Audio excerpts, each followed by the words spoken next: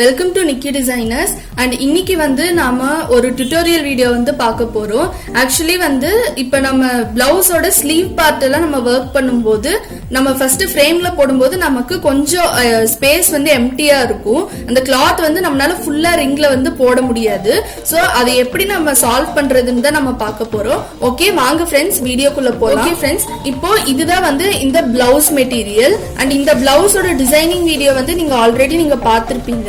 நான் வந்து இந்த பிளவுஸ்ல தான் நான் உங்களுக்கு எப்படி கிளாத் அட்டாச் பண்றதுன்னு நான் காமிக்க போறேன். சோ ஃபர்ஸ்ட் வந்து இந்த பிளவுஸ்ல ஸ்லீவ் பார்ட் எங்க ஒர்க் பண்ணிருக்கோமோ அந்த பார்ட் வந்து எடுத்துக்கோங்க. ஆக்சுவலி வந்து இதுதான் வந்து ஸ்லீவ் பார்ட். இந்த ஸ்லீவ் பார்ட் வந்து இப்போ நான் வந்து ஃப்ரேம்ல வந்து போட போறேன். ஸோ நம்ம எப்பவுமே யூஸ் பண்ற 18 இன்ச் ஃப்ரேம் வந்து நான் எடுத்திருக்கேன். ஃபர்ஸ்ட் இன்னர் ரிங் எடுத்துக்கோங்க. Actually inner ring outer ring நான் இன்னொரு டைம் நான் சொல்றேன். ஃப்ரேம் வந்து நமக்கு இப்படிதான் இருக்கும். ஸோ இப்படி இருக்கும்போது உள்ள இருக்க இந்த ரிங்கை வந்து இன்னர் ரிங்னு சொல்லுவாங்க. அண்ட் வெளியில வர இந்த ரிங்கை வந்து அவுட்டர் ரிங்னு வந்து சொல்லுவாங்க. ஸோ ஃபர்ஸ்ட் இன்னர் ரிங் வந்து எடுத்துக்கோங்க. இன்னர் ரிங் வந்து எப்பவுமே நம்ம கீழே வைக்கணும் அண்ட் அவுட்டர் ரிங் வந்து மேலே வைக்கணும். ஸோ இந்த ஃப்ரேமை நான் வந்து கீழே வச்சுட்டேன். ஓகே, இப்போ நமக்கு இந்த ஃபுல் ஸ்லீவுமே வந்து நமக்கு கவர் ஆகணும். ஸோ இப்போ நான் வந்து இப்படி வச்சிருக்கேன். எனக்கு இப்ப வந்து எனக்கு இந்த அளவுக்கு எனக்கு வந்து கேப் இருக்கு. சோ இந்த கேப்பை வந்து நம்ம கவர் பண்ணணும். சோ அதுக்கு நீங்க என்ன பண்றீங்கன்னா ஒரு saree ஃபால்ஸ் மெட்டீரியல் வந்து எடுத்துக்கோங்க. சோ இங்க வந்து நான் saree ஃபால்ஸ் மெட்டீரியல் வந்து எடுத்திருக்கேன். சோ இந்த மெட்டீரியலை வந்து நீங்க இந்த இடத்துல இப்படி பிளேஸ் பண்ணிக்கோங்க. சோ நம்ம கிளாத் இன்னும் கொஞ்சம் கூட இப்படி வச்சுக்கலாம். நம்ம இதை இப்படி ஃபுல்லா வச்சோம் அப்படின்னா நமக்கு இந்த ஸ்லீவ் பார்ட்ல இந்த இடத்துல எல்லாம் நமக்கு வந்து தட்டும். சோ கொஞ்சம் இப்படி வச்சுக்கோங்க. இப்படி வச்சுட்டு இப்போ இந்த ஃபால்ஸ் மெட்டீரியலை வந்து இதுக்கு மேல இப்படி வச்சுக்கோங்க. இது வந்து நீங்க கொஞ்சம் இப்படி அட்ஜஸ்ட் பண்ணி வச்சுக்கணும். சோ இது இப்படியே கொஞ்சம் ஓவர்லாப் ஆகிற மாதிரி வச்சுக்கோங்க. அதே டைம் நமக்கு டிசைனும் வந்து நமக்கு கவர் ஆகணும். சோ நான் வந்து இப்படி வச்சிருக்கேன்.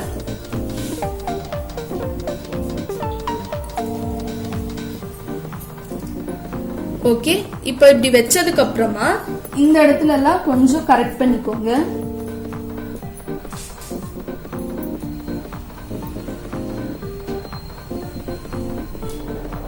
இப்ப என்ன பண்றீங்கன்னா இந்த அவுட்டர் ரிங் இருக்குல்ல, இந்த அவுட்டர் ரிங்கை வந்து இப்படி வச்சுக்கோங்க.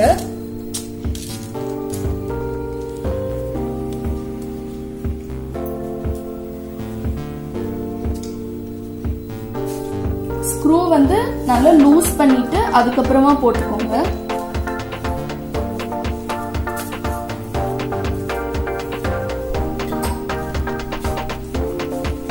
இப்போ நம்ம வந்து போட்டாச்சு. இப்ப என்ன பண்ணணும்னா இந்த கிளாத்தை வந்து நம்ம எல்லா சைடுமே வந்து இழுத்துக்கணும். அண்ட் எப்பவுமே இது வந்து இழுக்கும் போது நம்ம இந்த சைடு, இந்த டாப் சைட்ல வந்து நம்ம அங்க இழுக்க கூடாது. அங்க இழுத்தோம்னா இந்த கிளாத் அப்படியே வெளியில வந்துடும் நமக்கு. அண்ட் ஆல்சோ இங்க வந்து கேப் தெரியும். நம்ம வந்து அப்படி பண்ணவே கூடாது. இப்படி போட்டுட்டு நம்ம வந்து இந்த சைட்லயும் மட்டும்தான் இழுக்கணும். இந்த சைட்ல இருக்க இந்த பிளவுஸ் மெட்டீரியல், அதுக்கப்புறம் இங்க கீழே இருக்க இந்த ஃபால்ஸ் மெட்டீரியல், இதுவும் ஜஸ்ட் இந்த சைடும் மட்டும்தான் இழுக்கணும். ஸோ இப்போ நம்ம வந்து கொஞ்சம் இந்த ஸ்க்ரூ வந்து டைட் பண்ணிக்கோங்க.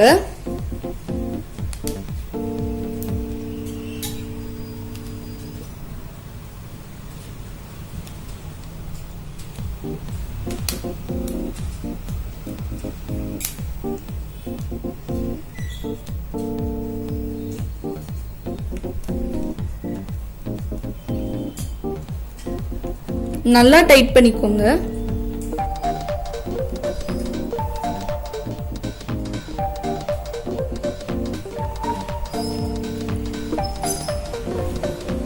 இப்போ நான் இந்த அளவுக்கு நல்லா டைட் பண்ணிருக்கேன்.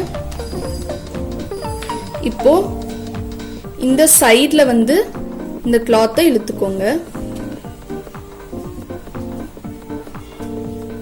அப்புறம் இந்த ஃபால்ஸ் மெட்டீரியலும் சேர்த்து சைடுல இழுக்கணும். கீழே இழுக்க கூடாது, அதே மாதிரி இங்க மேலேயும் இழுக்க கூடாது.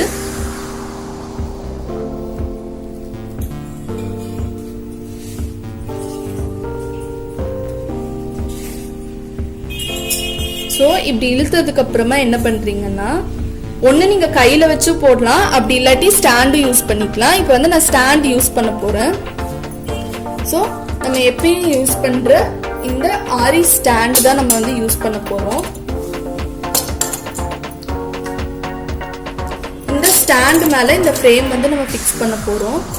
ஃப்ரெண்ட்ஸ், இப்போ வந்து இதை நான் ஃப்ரேம்ல போட்டுட்டேன். அண்ட் இப்போ வந்து உங்களுக்கு இந்த டிசைன்ல விசிபிளா தெரியுதுன்னு நினைக்கிறேன். ஸோ இந்த மாதிரி தான் வந்து நம்ம இதை ஃப்ரேம்ல போடணும். இப்போ நம்ம வந்து இதை ஸ்டிச் பண்ண போறோம். நீங்க வந்துட்டு ஒன்னு இந்த மெத்தட் யூஸ் பண்ணலாம், அப்படி இல்லாட்டி இந்த மாதிரி கிளாத் அட்டாச் பண்றதுக்கு உங்ககிட்ட டெய்லர் மிஷின் இருந்துச்சு அப்படின்னா நீங்களே வந்து இந்த இடத்துல ஜஸ்ட் இந்த கிளாத்தை மட்டும் வச்சுட்டு ஒரு அடி அடிச்சிட்டீங்கன்னா நமக்கு வந்து ஒர்க் இன்னும் சீக்கிரமா முடியும். அண்ட் நான் வந்து இப்போ உங்களுக்கு கையில தான் வச்சு காமிக்க போறேன். அண்ட் மிஷின்ல எப்படி ஸ்டிச் பண்ணணும்னு நான் அப்கமிங் வீடியோஸ்ல வந்து நான் போடுவேன். ஸோ இப்போ ஸ்டிச் பண்றதுக்கு நான் நார்மல் காட்டன் சூயிங் த்ரெட் வந்து எடுத்திருக்கேன். உங்களுக்கு நல்லா விசிபிளா தெரியணுங்கிறதுக்காக நான் வந்து இந்த பிளாக் கலர் எடுத்திருக்கேன். நீங்க வந்து என்ன கலர் வேணாலும் யூஸ் பண்ணிக்கலாம். இது ஸ்டிச் பண்றதுக்கு இந்த கலர் தான், சேம் கலர் தான் எடுக்கணும் அப்படியெல்லாம் எதுவுமே இல்லை. ஸோ இந்த எண்ட் வந்து நாட் போட்டுக்கோங்க.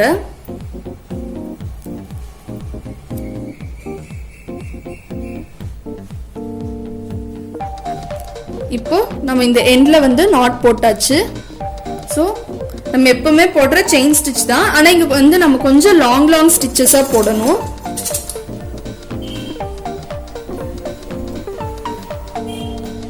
ஒரு டைம் வந்து நல்லா செக் பண்ணிக்கோங்க, இந்த கிளாத் எங்க இருக்கு, எங்க எண்ட் ஆகுது. நல்லா இந்த அளவுக்கு நமக்கு கிளாத் இருக்கு, ஸோ அதனால நமக்கு ப்ராப்ளம் இல்லை.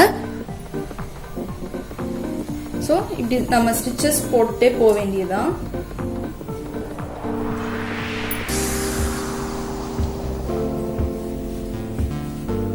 ஜஸ்ட் நல்லா லாங் செயின் ஸ்டிச்சே போடுங்க.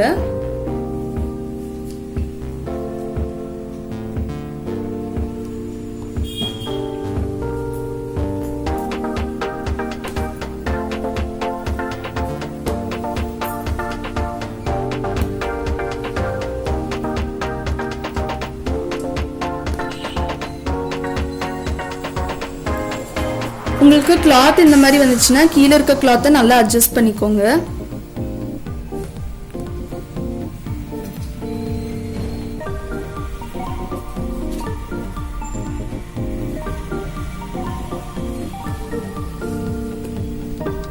உங்களுக்கு அப்படி ஆகுதுன்னா வேணா கீழே வந்து அந்த கிளாத் ஜஸ்ட் இப்படி பிடிச்சிக்கோங்க. பிடிச்சிட்டு அதுக்கப்புறம் நீங்க இந்த ஸ்டிச்சஸ் போட்டீங்கன்னா உங்களுக்கு அந்த மாதிரி தூக்காது.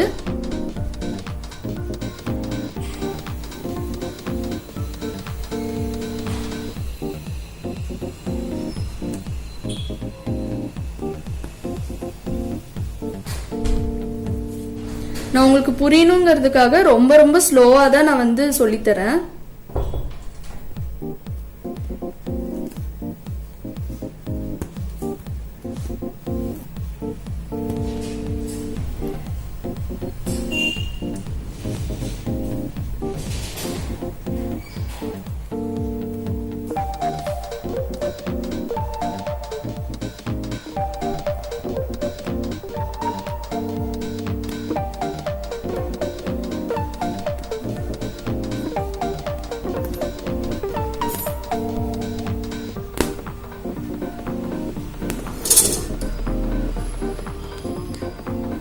ஸோ இது வந்து நமக்கு ஆல்மோஸ்ட் எண்ட் ஆக போகுது.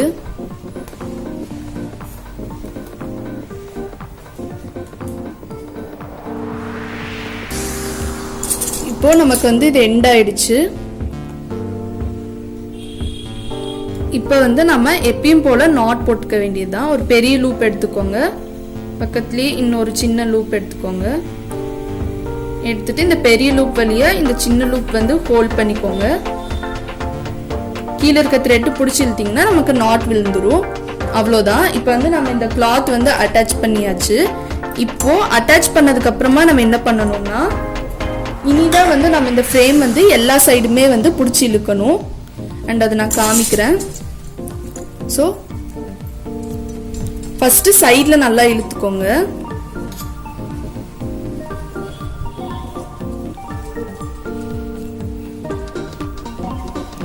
சைடில் இழுத்துட்டு அதுக்கப்புறம் இந்த கிளாத்தை இன்னும் இந்த கிளாத் இந்த சைடில் இப்படி எல்லா சைட்லையுமே வந்து பிடிச்சி இழுத்துக்கோங்க.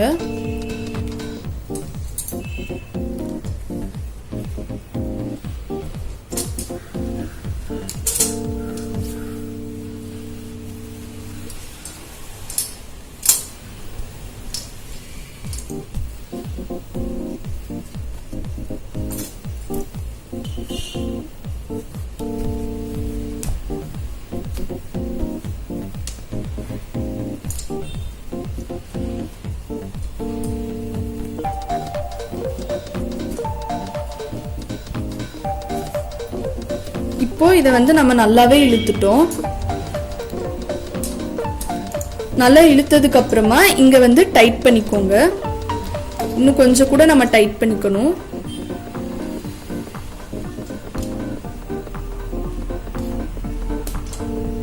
ஸோ டைட் பண்ணிட்டு இன்னொரு டைம் வந்து நம்ம இதை இழுக்கணும். அப்போதான் இந்த கிளாத் வந்து நமக்கு நல்லா ஸ்டிஃபா நிற்கும். ஒர்க் பண்றதுக்கும் ரொம்பவே ஈஸியா இருக்கும்.